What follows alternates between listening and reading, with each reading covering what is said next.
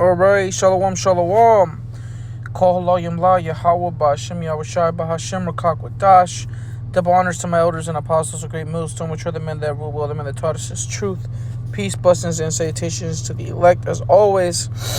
Alright, and Lord will, the title be The Lord Plaguing America will be undeniable.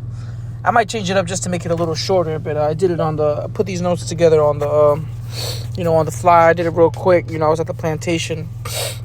One of the bros shared something in the chat. I might put it in the post-production, Lord's will, if I could find a way to download the video. But basically, he's talking about the Mpox, right? The Mpox, right? You know about the Mpox. Everybody knows, if you got the cases out in the San Francisco area, right? The virus, essentially, it's an immune system attacking virus. All these different things, right? I don't want to say too much because I can get the video clipped from medical misinformation. Lord's will, it doesn't. But nonetheless, Esau thinks he's doing something with that. But in reality, the Heavenly Father is the one that decided to plague the world. He's using the hand of Esau to do it, but also, he's doing it on his own. Well, he's always doing it on his own accord, but he's using Esau, and also he's gonna release some things himself, because he said that those things would happen. All right, so I'm gonna get into it. I'm just gonna read I'm gonna stay in 2nd Esdras, the 15th chapter, unless the Spirit's on me to get something else. But I'm gonna primarily stay in this chapter. I'm gonna start at 1 from the top. 2nd Esdras 15:1. Behold, speak thou in the ears of my people the words of prophecy, which I will put in thy mouth, saith the Lord. Right. So, the Heavenly Father, is instructing Ezra, right, what to speak, the prophecies that He's going to put in our mouth, right, or put in the mouth of Ezra. Now we're out. Now it's in our mouths, and we're speaking it. We're making the vision plain upon tables, like Habakkuk said, right?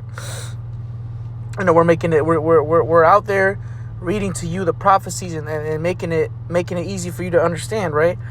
And cause them to be written in paper, for they are faithful and true, right? Because the prophecies were scribed down. All right, now let's get into this, right? Fear not the imaginations against thee, let not the incredulity of them trouble thee that speak against thee, right?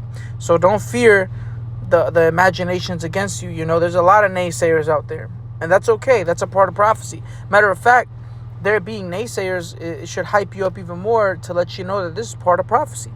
The naysayers and things like that, right? And their unbelief, that's what incredulity means. It means without credibility, right? So don't let the incredulity of them trouble thee that speak against thee.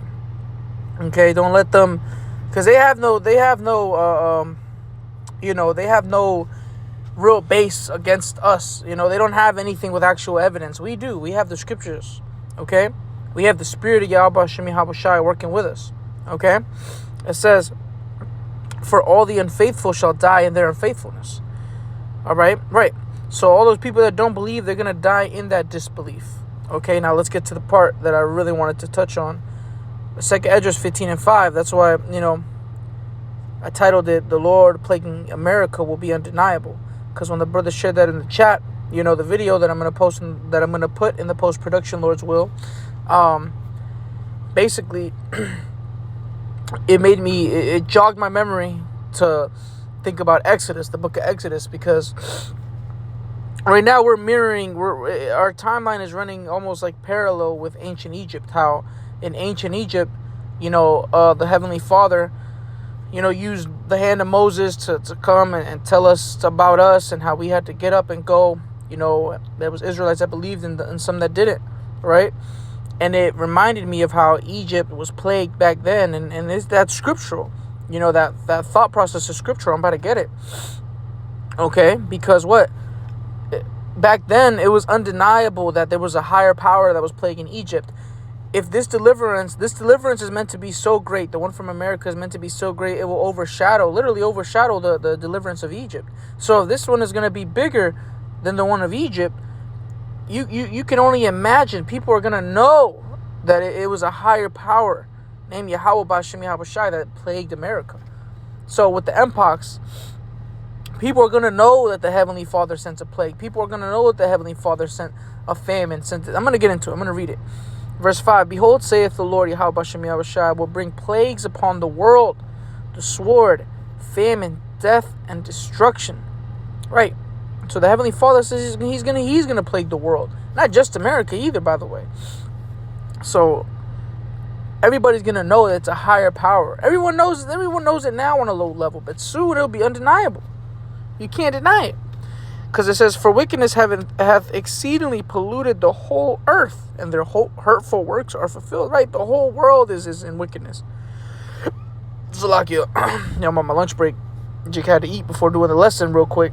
But Salakia for the hiccup. But nonetheless, there's wickedness all over the world, man. The wickedness that America does, it's all over the world. That ain't just here no more. You see? It says, therefore saith the Lord, I will hold my tongue no more as touching their wickedness which they profanely commit, neither will I suffer them in those things in which they wickedly exercise themselves. Behold, the innocent and righteous blood crieth unto me, and the souls of the just complain continually, which is what we're doing. We're a part of prophecy, because we're the souls of the just, Lord's will be the elect. We're complaining continually. Matter of fact, we're still putting curses upon America. That's us complaining, because we're complaining about the wickedness of Esau Edom, man. We're tired of seeing the wickedness, man. The type of things the philosophies that's being pushed into today's society is ridiculous. Okay?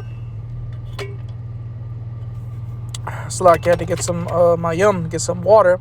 It says, I will hold my tongue no more as touching their wickedness which they profanely commit, neither will I suffer them in those things which they have wickedly exercised themselves.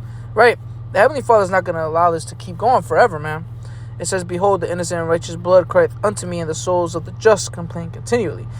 Verse 9, and therefore saith the Lord, I will surely avenge them, and receive unto me all the innocent blood from among them. Right? Because the Heavenly Father, what's he going to do, man? He's going to bring forth that judgment that he spoke about when we read up in verse 5. And much more. Even 2nd Ezra, the 16th chapter, speaks more about the judgment. Okay? You still got Jacob's trouble, that prophecy, and different things like that.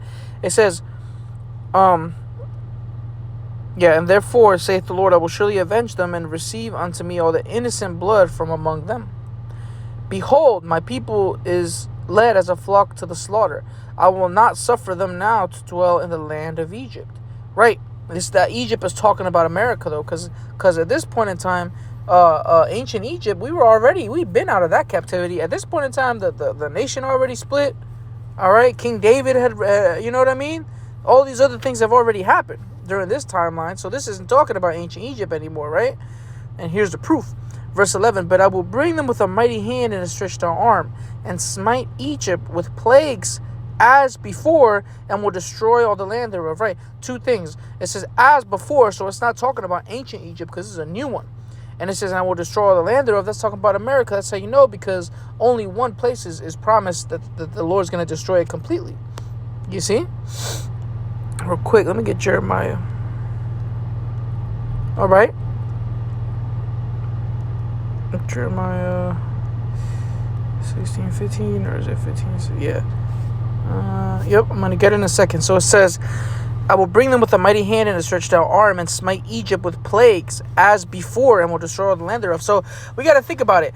Back then in ancient Egypt, the water was turned into blood. All right, they had the plague of the frogs, the locusts, all these different plagues. You don't think that the Heavenly Father is going to turn it up and make it even worse on this side? I believe He will, man. All right, because this deliverance will be way more bigger than the one from ancient Egypt. This one, because not only will it be bigger because of how the Lord's going to plague America and destroy it with the missiles, but also because it will be our last captivity, and we won't even leave here. We won't even spoil the Egyptians this time, because there's nothing for them to give us. We'll just make it out of here on a chariot, and our bodies will be changed, or will be a part of the elect. Jeremiah 16:14. Therefore, behold, the days come, saith the Lord, that it shall no more be said, the Lord liveth, that brought up the children of Israel out of the land of Egypt. Right? And that's how you know that this deliverance will be bigger than the one of ancient Egypt. But nonetheless, this place will be plagued as before. It will be undeniable that the Heavenly Father is doing this. There's no denying it. Atheists will have to believe that there's a higher power that day and that time frame, right? It says that, therefore, behold, the days come, saith the Lord, that it shall no more be said, the Lord liveth, that brought up the children of Israel out of the land of Egypt. But the Lord liveth, that brought up the children of Israel from the land of the north. That's talking about America. And from all the lands, whether He had driven them, right? Because when you read Matthew 24 and Luke 21, that Yahweh Shai would gather the elect from the four corners, right, of the earth. It says, and I will bring them again into their land that I gave unto their fathers. Behold, oh, that's the point right there. Well, I mean, yeah, after our bodies are changed, that's going into verse 16. But nonetheless, it says, it's like Jeremiah 16 and 15, but the Lord liveth that brought up the children of Israel from the land of the north. Right? So, the deliverance from the new Egypt, that's the land of the north, right? And from all the lands where he had driven them, and I will bring them again into their land that I gave unto their fathers. And that's another reason why, I ain't talking about ancient Egypt, because he says he will bring them again into their land. So, we had to have been brought out to be brought back in, right?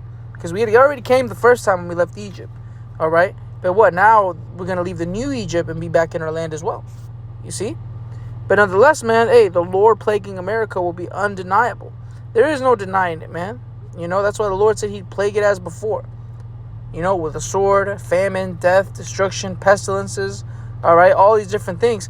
Even Isaiah 19, I didn't want to bring all that out to make it too long, make the video too long, but Isaiah 19, does the scripture say what? He will set the Egyptians against the Egyptians. There'll be turmoil within America, without it, within and without. So, hey, the plagues that the Lord's sending upon America are going to be undeniable. And the Lord's will, in the post-production, I'll post, some more videos showing forth the plagues of America. All right? Showing forth what's going on. The state of America. Right now, America's not in a good state right now. A lot of people might think everything is cool just because you're getting up going to work. No, there's places in America where shit's messed up, man. Economically. You know what I mean? Soon it'll be, man, it'll look like... children of men, man. That's what it's going to look like, man. Slightly livable. But nonetheless, hey, call Lo Yom Lo Yahal Ba'Shem Yahushai, Ba'Shem Rakakadash, double honors to my elders and apostles of great millstone, which are the men that rule on the taught us truth. Peace, blessings, salutations to the elect. As always, Shalom.